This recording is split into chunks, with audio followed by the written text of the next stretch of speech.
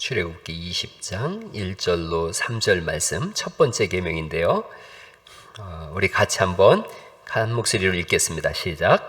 하나님이 이 모든 말씀으로 말씀하여 이르시되 나는 너를 애굽 땅 종되었던 집에서 인도하여 낸 네 하나님 여호와라. 너는 나 외에 다른 신들을 네게 두지 말라. 아멘. 너는 나 외에는 다른 신들을 네게 두지 말라. 그리고 이제 히브리어 번역판을 보면 너는 내 앞에 다른 신들을 네게 두지 말라 이렇게 써 있어요. 너는 내 앞에 다른 신들을 두지 말라. 하나님이 내 앞에 다른 신들 두지 말라라는 것은 굉장히 많은 의미를 가지고 있어요. 사람들이 하나님 앞에 다른 신을 두고 있다라는 의미도 가지고 있어요. 그러니까 하나님이 없는 것이 아니라 하나님도 있고 그 앞에 다른 신도 있는 거예요. 그런 의미도 가지고 있고, 또 하나는 하나님께서 내 앞에 다른 신을 두지 말라는 얘기는, 이 말씀은 그 신은 의미가 없는 신이라는 뜻도 되어지고, 또 내가 책임질 텐데 왜 굳이 다른 신을 찾느냐, 이런 복합적인 의미를 가지고 있습니다. 우상을 두지 말라라는 거죠. 다른 신을 두지 말라는 건. 그러니까 우상에 대해서 오늘 좀 생각해 보려고 그래요. 하나님이 지으셨는데 이 당시 사람들이 가장 많이 섬기던 우상은 소예요. 소. 그래서 송아지 우상을 만들어 놓고 하나님과 같은 위치에 두고서 저분이 하나님이다 이렇게 믿었어요. 그 고백을 했어요. 그러니까 하나님은 그게 더 기분 나쁜 거예요. 살아있는 소도 아니고 지들이 깎아 만들어 놓고는 그게 하나님이다 이렇게 이야기를 하니까 하나님 입장에서 보면 너무 어처구니가 없는 거예요. 기가 막힌 거예요. 그래서 우상 섬기는 사람들, 하나님 앞에 다른 신을 두고 그게 하나님이라고 부르든 아니면 두 가지를 다 섬기든 그들을 향해서 말씀하는 거예요. 내 앞에 다른 신 두지 마라. 왜 그러냐면 아합 왕 때에 그 이세벨이 그 바알과 아세라 우상을 들여와요. 그러니까 이세벨이라는 여자가 들어온 신이 바알과 아세라예요. 왕비가 바알과 아세라 우상을 들여왔더니 온 나라에 우상이 뒤덮여졌어요. 그 결과 아수르에 완전히 망하게 되어져요. 그러니까 하나님이 우리에게 선명하게 보여주시는 사건들이 있어요. 우상 섬기면 이렇게 망한다 이런 거예요. 사람들이 또 우상을 두려워해요. 우상은 사실 아무것도 아니거든요. 전에 어떤 분은 부적을 가지고 있었는데 이걸 못 떼는 거예요. 저를 불러가지고 목사님 부적 좀 떼주세요. 그래서 내가 떼어드린 적이 있어요. 어떤 분도 트럭에 이렇게 그 북어대가리 매달아 놓고는 그걸 떼야 되는데 못 뗀다는 거예요. 무서워서. 그래서 제가 떼다가 버려버렸어요. 뭐 먹지도 못하고 그 먼지 뽀얗게 묻어가지고 아무것도 아닌데 그런 거예요. 오늘날도 예수님 믿는 사람은 이제 그렇지 않지만 저는 이사할 때 무슨 손 없는 날 찾느라고 그러고 있고 아무것도 아닌데요. 예레미야서 10장 1절에 이렇게 써 있어요. 이스라엘 집이여 말씀을 들을지어다. 이방 사람들은 하늘의 징조를 두려워하거니와 너희는 그것을 두려워하지 말라. 여러 나라의 풍습은 헛된 것이니 삼림에서 뺀 나무요 기술공의 두 손이 도끼로 만든 것이라. 그들이 은과 금으로 그것을 꾸미고 못과 장도리로 든든히 해서 흔들리지 않게 한다는 거죠. 그런데 이것은 그렇게 막 장도리를 가지고서 우상을 만들었어요. 그랬는데 하나님이 이렇게 말씀하는 거예요. 걔들 일어나서 걸어 다니지도 못하지 않냐. 또 사람이 메워야만 움직이는데 말도 못하고 움직이지도 못하는 그것들이 뭔 화를 준다 그러고 복을 준다 그러냐. 아무것도 아니지 않느냐. 저 백산 쪽에 가면 절을 하나 세운 분이 계세요. 절을 하나 세우고 이분이 새벽마다 이 쌀 한 저기를 한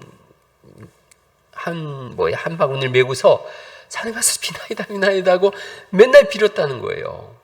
그리고 우상을 하나 이렇게 만들어 가지고 거기다 세워놓고서는 날마다 거기다 쌀 놓고선 빌고 했는데 오늘 빌다 보니까 사각사각 소리가 나더래요. 보니까 쥐 한 마리가 와가지고 그 자기가 깎아놓은 그 나무를 사각사각 이렇게 갉아먹고 있더래요.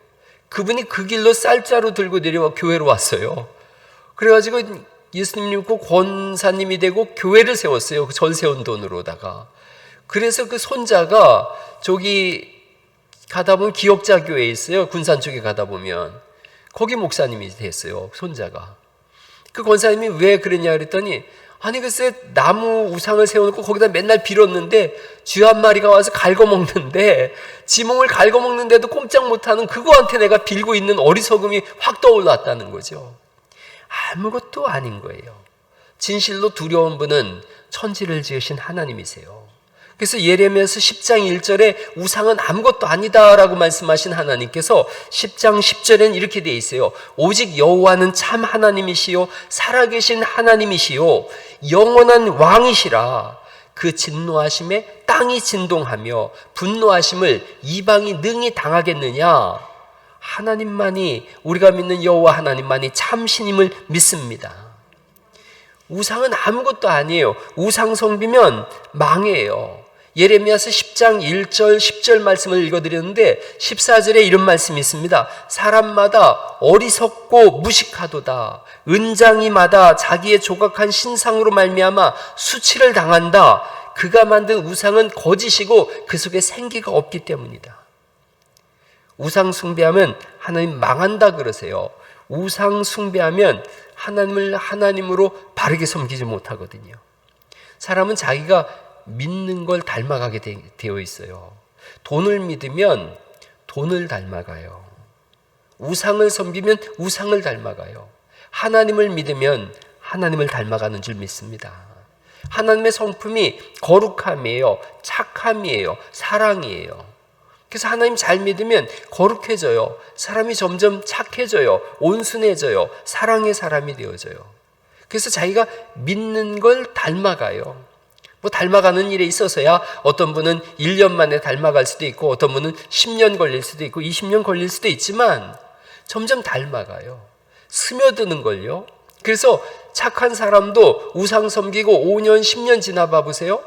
그러면 점점 우상 닮아가서 악해져요. 이러면 저는 이렇게 목사가 돼서 욕을 안 해봤는데 그 무당들 보면 욕하잖아요. 무당이 섬기는 신을 닮아서 그런 거예요. 무당이 섬기는 귀신 닮으니까 애가 오든 어른이 오든 할머니가 오든 할아버지가 오든 할머니가 와도 뭐라 그래요? 대뜸 말 탁 놓으면서 인연 뭐 이렇게 나가잖아요. 목사는 그렇게 안 하죠. 제가 이렇게 여러분 왔는데 이렇게 눈 빤히 쳐다보면서 누구한테 얘기를 해야 오늘 기도한 이미정 권사님 보고 인연 왔냐? 이런다 그래 보세요. 목사도 아니지. 사람은 자기가 믿는 걸 닮아가요. 그래서 하나님 믿으면 점점 거룩해지고 말도 예쁜 말 쓰게 되어지고 성품도 바뀌어지는 거죠. 그래서 하나님 말씀하는 거예요. 내 앞에 우상 두지 마라. 나 말고 다른 신 섬기지 마라. 또 한번 생각해 보세요. 내 앞에 우상 두지 말란 말씀은 초대에 말씀드린 것처럼 하나님과 우상을 겸해서 섬기는 거예요. 그래서 교회 오면 하나님 섬기니까 거룩해져요. 교회를 떠나면 하나님 앞에 우상이 있으니까 우상을 보면서 우상의 성질이 나오는 거예요. 그래서 교회에 오면 거룩해지고 밖에 나가면 악해지고 그게 하나님도 믿고 우상도 섬기는 거예요. 그래서 교회에 오면 신자인데 나가면 불신자예요. 오늘날 교회가 욕을 먹는 이유가 뭔가? 우리가 안에서의 문제가 아니라 밖에서의 문제예요. 안에서는 잘 예배를 드렸는데 밖에 나가가지고는 불신자처럼 사는걸요. 그러니까 세상 사람들이 보니까 뭐라 그래요? 믿는 것들이 더한다 그러는 이유가 하나님 앞에 다른 신을 두고 있기 때문에 그래요. 우리는 안에서도 밖에서도 하나님을 섬기는 사람들인 줄 믿습니다. 시편 115편 4절에 있는 말씀인데 그들의 우상들은 은과 금이요 사람이 손으로 만든 것이라 입이 있어도 말하지 못하고 눈이 있어도 못 봐요. 귀가 있어도 듣질 못해요. 코가 있어도 냄새를 못 맡고 발이 있어도 걷지 못하고 목구멍이 있어도 작은 소리조차 내지 못해요. 그리고 그 다음에 8절에 이렇게 써 있어요. 우상을 만드는 자는 다 그와 같이 되리라. 즉 우상을 만드는 사람, 우상을 섬기는 사람은 결국은 우상처럼 걷지도 말하지도 보지도 듣지도 움직이지도 못하는 시체처럼 될 것이고 그리고 결국은 영원한 시체로 남게 될 거다. 이걸 말씀하는 거죠. 우상을 내 앞에 두지 말라 그러셨어요. 제가 서두에 이미 다 말씀을 드렸지만 하나님만이 참 신이라는 거예요. 세상 사람들은 이렇게 생각했어요. 이 당시 사람들도. 하나님은 으뜸신이시고 그 다음에 지역신이 있다. 하나님은 1등 신이시고 2등 신, 3등 신이 있는데 으뜸신은 자질구레한 건 관여 안 한다. 이렇게 생각한 거예요. 그래서 하나님은 온 우주를 통치하시고 지배하시는 일에 바빠서 농사 짓는 일은 개입 안 하신다. 그러니까 농사 짓는 건 바알한테 가서 비나이다 해야지 바알이 농사를 풍년들게 한다. 이렇게 생각한 거예요. 애 낳는 건 하나님이 관심 안 가지신다. 바쁘셔서. 애 낳는 건 아세라 신한테 비나이다 해야 애를 낳는다. 이렇게 생각한 거예요. 돈 버는 건 하나님 관여 안 하시고 돈의 신이 관여하고 태양신이 관여하고 달신이 관여하고 이런 건 거예요. 그러니까 하나님 앞에 여러 신들을 둔 거예요. 그리스 로마 신화에 보면 제우스 신서부터 해가지고 포세이돈 별의별 신들이 다 있죠. 그들은 이 문제는 저 신이 해결해 줄 거고 저 문제는 그 신이 해결해 줄 거야. 막 이렇게 믿은 거예요. 그리고 어느 날인가 혹시 내가 빼먹은 신이 있는 거 아닐까? 그래가지고는 사당 하나 지어놓고 알지 못하는 신에게 이렇게까지 한 거예요. 그런데 하나님은 그렇게 말씀하지 않으세요. 상천하지에 오직 하나님은 전능하신 우리 주 하나님 한 분이라고 말씀하시는 줄 믿습니다. 하나님 외에는 다른 신이 없어요. 호세아서 2장 8절에 하나님께서 하도 그들은 곡식의 신은 바알이고 풍요의 신은 아세라고 그러니까 아예 써놓으셨어요. 곡식과 새 포도주와 기름은 내가 그에게 준 것이요 그들이 바알을 위하여 쓴 은과 금도 내가 그에게 더하여 준 것이거늘 그들이 몰라준다 이러는 거예요. 내 속상해 죽겠다 이런 거예요. 내가 다 줬는데 그런 말 있잖아요. 곰은 재주가 부리고 돈은 주인이 가져간다더니 하나님이 다 쏟아부어 주셨는데 엉뚱한 애한테 가가지고 아이고 감사합니다 주셔서 고맙습니다 이러는 거예요. 그러니까 하나님 너무 속상한 거예요. 그래서 하나님께서 2장 9절에 그렇게 말씀하세요. 그러므로 내가 내 곡식을 그것이 익을 계절에 도로 찾으며 내가 내 포도주를 그것이 맛들 시기에 도로 찾으며 그들을 벌거벗은 몸으로 내쫓아서 몸 가릴 양털, 옷 이런 거 내가 다 뺏어버릴 거다. 수치를 당하게 할 거다. 그렇게 말씀하세요. 호세아서 2장 10절에요. 내가 그 수치를 그 사랑하는 자의 눈앞에 드러내리니 그를 내 손에서 건져낼 사람이 없으리라 이렇게 말씀하시고 내가 그들의 희락과 절기와 월삭과 안식일 모든 명절을 다 폐하겠다. 이 말씀 명절을 폐하겠다는 이 말씀은 기쁜 날을 싹 사라지게 만들겠다는 거예요. 축제가 없는 나라, 즐거움이 없는 나라, 명절이 없는 나라를 세워서 그들은 맨날 고통 속에서 벌을 받게 하겠다. 다 빼앗아 버릴 거다. 이렇게 말씀하세요. 우상 섬기는 자들에게 하시는 말씀이에요. 내가 줬는데 다른 신 섬겨? 다 뺏어서 수치를 받게 할 거야. 그런데 하나님이시잖아요. 하나님의 다른 이름이 하나님의 별명이 사랑이에요. 사랑의 하나님이 차마 이렇게 못하시는 거예요.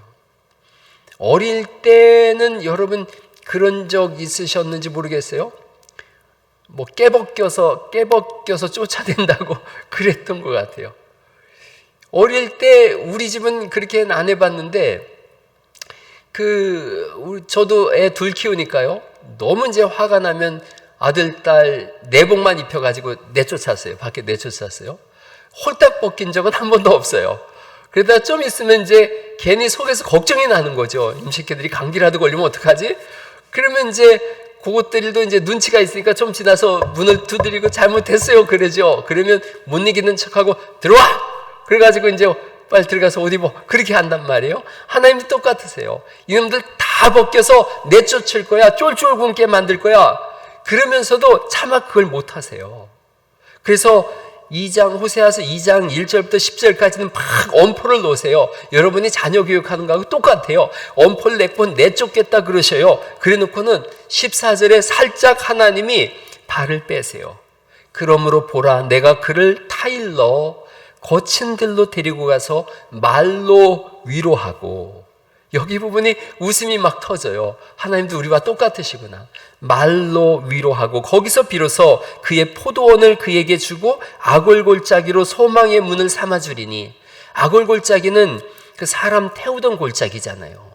거기가 사람 태워서 죽이던 가장 참혹한 그곳이 오히려 소망의 문이 될 거다. 거기서 내가 응대하기를 어렸을 때에 너희가 애굽 땅에 있을 때처럼 내가 응대해 주겠다. 그를 타일러라는, 이 타이른다는 말씀이 히브리어로 파타라는 말씀이에요. 파타. 정확한 뜻은 유혹하다 이런 뜻이에요. 꾀다 이런 뜻입니다. 이건 호세아만 쓸 수 있는 단어예요. 하나님의 마음을 정확하게 아는 거예요. 호세아가 하나님이 유혹자가 돼서 우리를 유혹하시겠다는 거예요. 그래서 우리를 데리고 가겠다. 가만히 하나님 보시니까 바알이 유혹하고 있거든요. 바알이 어떻게 유혹하나 봤더니 화려한 옷을 입고 화려한 조명 아래서 술잔을 부딪히며 찬찬찬 하면서 그들을 유혹하고 있거든요. 그러니까 저 분위기 좋은데? 요즘 애들 물 좋은데 뭐 이런 거하고 똑같은 거예요. 물 좋은데 그러고 따라가거든요. 그러니까 하나님께서 그래? 저 바알이 너희를 유혹해? 유혹이 뭔지 내가 알려주겠다. 하나님이 우리를 유혹하시는 거예요. 우리를 깨시는 거예요. 깨시는데 어떻게 하시는가? 바알과 정반대의 방법을 쓰세요. 바알은 화려한 조명과 술잔을 부딪히며 여기로 갔는데 하나님은 어디로 우리를 유혹해서 가시는가? 거친 들로 가세요. 거친 들, 거기는 광야예요. 이스라엘 백성들이 출애굽해서 40년간 광야 생활했잖아요. 거기서는 하나님 외에는 살 수 있는 길이 없었어요. 낮에는 만나루다가 아침마다 먹이시고 구름 기둥과 불 기둥으로 그들을 따뜻하게 데피시고 시원하게 만드셨던 곳. 광야 40년 어린아이가 엄마밖에 몰라서 그 손잡고 졸졸졸 따라다니듯이 하나님 없으면 우리 죽어요 그러고 하나님만 따라다니던 그 광야. 거기는 허니문이라 그래요. 허니문 기간이라 그래요. 광야 40년을. 이스라엘 백성들은 지금도 그때가 황금 시기였다. 가장 이상적인 시기였다. 허니문 시기였다. 신혼여행지였다는 거죠. 거기로다가 내가 너희를 유혹해서 다시 데리고 가서 첫사랑을 회복하겠다 이런 거예요.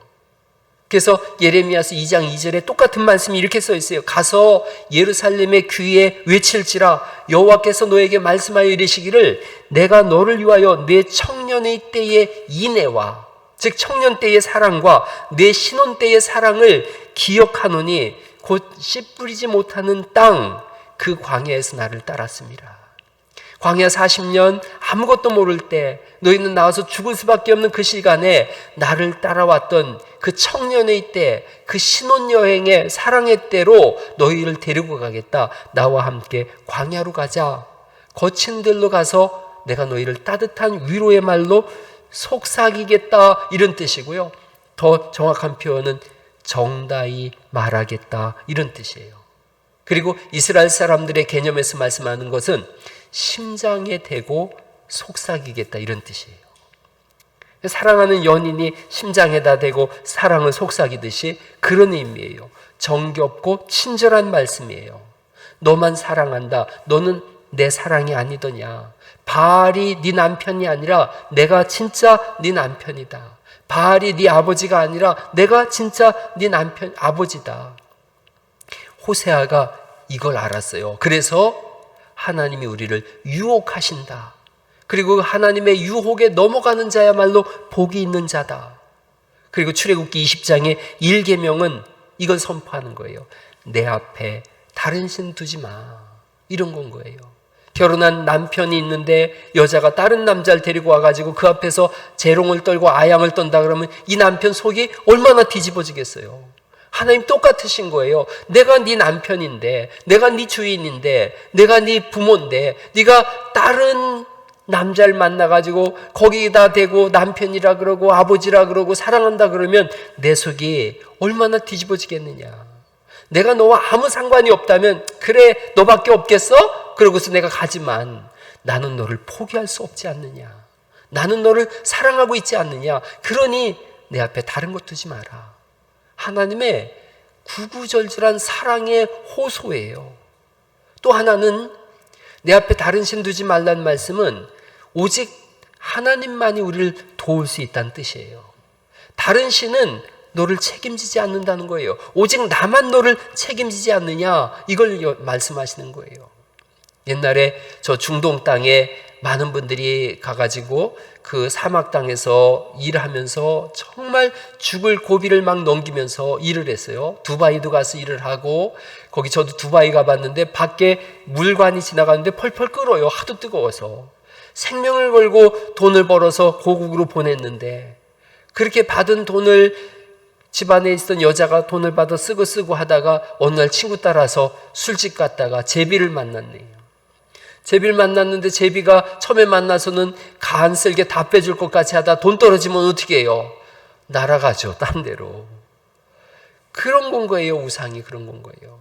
우리의 영혼을 다 소멸하도록, 탕진하도록 하고 타락하게 하고, 그리고서 우리가 마귀의 밥이 되면 홀랑 날아가 버리는 거예요. 그래서 죽게 만드는 거죠. 하나님 말씀하세요. 내 앞에 다른 신 두지 마라. 나만 책임질 수 있기 때문이다. 하나님만이 책임지세요. 우리의 생사화복을 책임지시는 분이 하나님이신 줄 믿습니다. 그래서 하나님을 믿는 사람은 걱정도 근심도 두려움도 없는 거예요. 늘 제가 그런 말씀 드리잖아요. 살아있으면 복음 전하면 되는 거고, 죽으면 하나님 품에 안기면 되는 거예요. 그래서 사나 죽으나 우리는 행복한 사람들인 줄 믿습니다. 그래서 하나님 외에는 다른 걸 찾는 게 아닌 거예요. 시간이 지나면서 사람들이 돈을 찾기도 하고 학문을 찾기도 하고 철학, 과학, 문명을 찾기도 해요. 그러나 우리는 하나님을 찾아요. 여러분, 자녀들한테 뭘 물려주시겠어요? 하나님 앞에 다른 걸 두고 그걸 물려주시겠어요? 그 물려진 그것이 그를 죽이게 할 거예요. 하나님만 물려주는 거예요. 우리가 뭘로 살겠어요? 노후에 뭘로 살까? 하나님으로 사는 거예요. 이신론이라는 이론이 있어요. 이신론은 하나님은 온 우주를 만드시고 이게 이치의 이자예요. 한문으로 보면 이치를 만드신 다음에 그냥 자연적으로 이치적으로 흘러가게 하고 개입하지 않는다. 이게 이신론이에요. 그래서 하나님은 전혀 역사에 간섭하지 않는다. 아니에요. 틀렸어요. 하나님은 철저하게 관여하시는 분인 줄 믿습니다. 하나님은 인격이라 그러지 않습니까? 인격의 의미는 참여와 사귐에 있어요. 여러분, 제가 여러분과 인격적인 만남을 가지고 있어요. 그건 뭐냐? 사귐의 관계예요. 그리고 참여하고 있어요. 여러분 삶 속에 제가 참여하고 있잖아요. 어려운 일이 있을 때 저하고 상담하죠. 제가 참여하는 거예요. 누가 아프면 제가 기도하죠. 참여하는 거예요. 사귐이 있는 거예요. 하나님, 그게 인격이에요. 하나님은 인격적인 분이시기 때문에 우리가 기도하면 우리 삶 속에 찾아오셔서 참여하시고 사귀는 줄 믿습니다. 그걸 기뻐하시는 걸요. 하나님이 아담을 부르시잖아요. 아담아, 아담아, 아담을 부르세요. 왜 불렀는지를 몰랐는데 고린도전서를 보니까 우리를 불러 그의 아들 예수 그리스도와 사귀게 하시는 하나님은 미쁘시다, 이렇게 말씀하고 있어요. 우리를 왜 불렀나 봤더니 아들 예수님과 사귐이 있게 하려고 부르셨대요. 사귀게 하려고. 참여와 교제예요. 그러려고 우리를 부르셨어요. 그리고 우리를 부르신 다음에 거기서 끝나지 않죠. 우리 안에 우리에게 예수님을 보내주시고 또 우리 안에 성령님이 오셔요. 성령님이 오셔서 끊임없이 우리에게 감동을 주시지 않습니까? 제가 데살로니가전서 5장을 강의할 때 성령을 소멸하지 말라라는 말씀을 강의하면서 우리는 성령님을 소멸할 수 있는 존재들이 아니고 성령님이 주시는 감동을 소멸하지 말라라는 뜻이라고 말씀드렸는데, 우리 안에 끊임없이 감동을 주시잖아요. 수요 예배 올 수 있는 감동을 주시고, 기도할 수 있는 감동을 주시고, 우리에게 도움을 주시고, 그래서 나의 산성이시고 나의 방패시고 나의 검이시고 나의 도움이시고 나의 반석이 하나님이라고 끝내는 고백을 받아내시는 분인 줄 믿습니다. 하나님 외에는 없어요. 하나님 외에는 달리 길이 없고 방법이 없어요. 그래서 오늘도 우리는 하나님 앞에 나오는 거예요.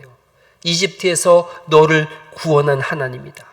10가지 재앙은 이집트 사람들이 섬기던 10가지 신이었어요. 10가지 우상이었는데 하나님이 그 10가지 우상이 자꾸 앞에 있으니까 세울 때마다 때려 부시는 거예요. 다 때려부시고 그리고 이스라엘을 데리고 나오셨어요. 그러면서 광야에서 딱 보여주시는 거예요. 아무도 못 사는 광야라고 했지, 너희가 여기서 40년을 살았는데 신발이 헤어지지도 않았다, 옷이 낡아지지도 않았다, 독수리가 새끼를 품에 안고 날아가듯이 내가 너희를 품고 40년을 보냈다. 우리에게 보여주는 거예요. 하나님 의지하면 다 이긴다, 하나님 떠나면 다 망한다. 이걸 너무 단순한 구조로 보여주셨어요. 그래야 헷갈리지 않고 확연히 알기 때문에 그래요. 어삼모사하면 헷갈리잖아요. 근데 하나님이 정확하게 알려주시는 거예요. 나 의지하면 살고 나 떠나가면 죽는다. 이걸 성경을 가만히 몇 번 읽어보면 이거 꼭 애들한테 하는 것 같아요. 너무 선명하잖아요. 왕들도 열왕기서를 읽어보면 하나님 의지한 왕은 살고 하나님 떠나간 왕은 다 죽잖아요. 여러분 그걸 읽으면서 무슨 생각하셨어요? 이런 답답한 사람들을 만나 하나님 의지하면 사는데, 그래서 성경을 이제는 좀만 읽어봐도 그 왕이 악하고 하나님을 떠났고, 그럼 여러분 무슨 생각해요? 이는 망했구만, 벌써 망했어. 금방 알죠? 그리고 하나님 앞에 순전하며 다윗 같은 왕이며, 그럼 무슨 생각해요? 이 왕은 충분히 승리하는 왕이 되겠네? 금방 알게 하세요. 왜냐하면 불분명하면 헷갈리니까 확연하게 알게 하는 거예요. 그래서 오늘도 우리로 하여금 하나님이 우리를 지키시고 구원하시는 분이시다, 그 앞에 다른 것 둘 거 하나도 없다, 하나님만 의지하라라고 알려주시는 줄 믿습니다. 제 후배 중에 아주 미국에 가서 크게 목회를 성공한 그런 신실한 하나님 그 목사님이 있어요. 지금 서울에 와서 이제 목회를 하는데, 최병락 목사님이라고 하는 분이 있어요. 다시 일어남이라고 하는 책을 썼는데, 그 책을 읽고 제가 되게 은혜가 되는 한 구절이 있어서 지난해인가 제가 그 말씀을 한번 드린 적이 있어요. 탈북자로 구성된 평양예술단이 미국에 가서 공연을 했나 봐요. 그러고서 50대 중반 되는 한 자매분이 간증을 하는 거예요. 굶주림을 참지 못해서 7명의 그 가족이 압록강을 넘어서 중국으로 들어갔대요. 산속에서 움막을 치고서 짐승처럼 살다가 한국인 선교사님을 만났어요. 그리고서 이 선교사님 도움을 통해서 일가족이 예수님을 영접했어요. 북한 분이니까 남조선 행에 도움을 달라고 한 거예요. 그러니까 대한민국으로 오겠다는 거죠. 선교사님이 자세하게 알려줬어요. 대한민국으로 들어가려면 이러이러한 절차가 있으니까 이걸 해라. 공안이 여권을 달라고 할 때 당황하지 말고 당당하게 탁 내밀어라 알려주고, M국을 지날 때는 밀림이 있다, 독사를 조심해야 된다. C국을 지날 때는 지뢰가 있으니까 지뢰밭을 조심해야 된다. 그리고 마지막으로 T국을 지날 때는 강을 건너는 그런 코스가 있는데, 거기 들어서게 되면 물살이 세니까 돌을 주머니에 잔뜩 넣어라. 그리고 떠내려가지 않게 해라. 잘 알려줬어요. 무사히 그 공안도 통과하고 밀림도 지나고 지뢰밭도 지나서 T국까지 왔어요. 정말 보니까 강이 흐르는데 여기가 가장 위험한 거예요. 모두가 손을 잡고서 강물을 건너는데 물이 얼음처럼 차갑더래요. 점점 깊어지는데 막 올라가니까 아이를 막 이렇게 부둥켜 하는데 더 갈 수가 없더래요. 물이 너무 깊어서.